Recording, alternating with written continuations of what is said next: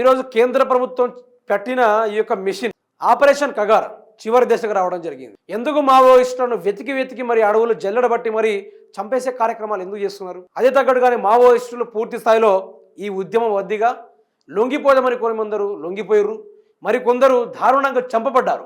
దేనికోసం అంటే అడవుల్లో ఉన్న యురేనియం కోసం, అడవు కొండల్లో దాగి ఉన్న ఖనిజాల కోసం ఈరోజు కేంద్ర ప్రభుత్వం అదానీలకు ఆ యొక్క అన్ని ల్యాండ్స్ని కానీ ఆ యొక్క కొండల్ని కానీ అప్పగించి ఈరోజు దండిగా డబ్బులు దండుకునే వ్యవహారంలో ప్రభుత్వం పనులు చేస్తూ ఉంది. అందులోనూ హిడ్మా చనిపోయిన తర్వాత హిడ్మా కన్నా చాలా డేంజరస్ గా దేవా అని చెప్పారు. హిడ్మా కన్నా చాలా మంది నిపుణులు ఉన్నారు, డేంజరస్ వాళ్ళు ఉన్నారు, ప్రభుత్వానికి ధీటుగా అన్యాయాలను ఎదిరించే వాళ్ళట్టుగా చాలా మంది ఉన్నారు అనుకుంటూ మాట్లాడారు. అందులోని కొందరు లొంగిపోయే కార్యక్రమం కూడా ఉంది. ఒకసారి అది కూడా చూడండి. Devji surrender central committee member మల్లా రాజిరెడ్డితో పాటు మరో 16 మంది మావోయిస్టులు కూడా తెలంగాణ ఎస్ఐబి పోలీసుల ఎదుట లొంగుబాటు.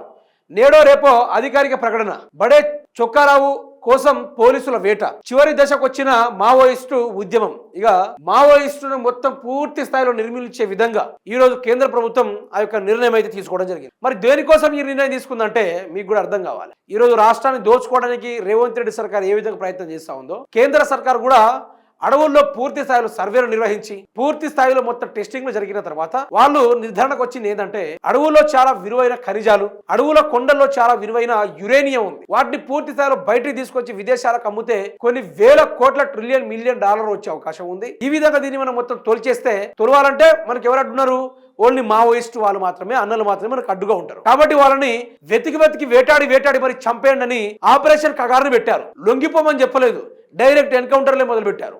అందులోనూ అమిత్ షా గారు మన హిడ్మా గారి యొక్క తల్లి గారిని రేపు చంపేస్తున్నారు అనగా ఈ రోజు పోయి ఆవిడ గారితో భోజనం చేసుడు, మరి లొంగిపోమని చెప్పిండో లేకుంటే ఆవిడ గారిని కూడా బెదిరించిండో తెలియదు, కానీ రెండో రోజుకి శవమై తేలిండు. ఈ విధంగా ఆ ఛత్తీస్గఢ్లో కానీ రాష్ట్రంలో చుట్టుపక్కల ఉన్న అడవుల్లో కానీ పూర్తి స్థాయిలో వెంటాడి మరి చంపాల్సిన అవసరం దేనికోసం వచ్చింది? ఈరోజు భారత సంపద. ఆనాడు బ్రిటిషర్లు తెలంగాణ రాష్ట్ర సంపదల్ని దోచుకోవడానికి ఇక్కడ రాష్ట్రంలో ఉన్న ప్రజల్ని హింసించి చంపేటోళ్ళు. అదే విధంగా యాజ్ ఇట్ ఈస్గా ఈరోజు రాష్ట్రంలో ఏం చేస్తా ఉన్నారు మిత్రులారా? పూర్తి స్థాయిలో ఈరోజు ప్రజల హక్కులను, ఈరోజు వన్య ప్రాణాల యొక్క బ్రతుకులను అడ్డుగా నిలబడి ప్రభుత్వాల నుండి కాపాడుతున్న ఈ యొక్క మావోయిస్టులు, తెలంగాణ రాష్ట్రానికి అన్నం లాంటి వాళ్ళు, భారతదేశానికి అన్నం లాంటి వాళ్ళు, అట్లాంటి వాళ్ళని వెతికి చంపేసి బెదిరించి ఈరోజు లొంగిపిచ్చే కార్యక్రమాలు చేస్తూ ఉన్నారు.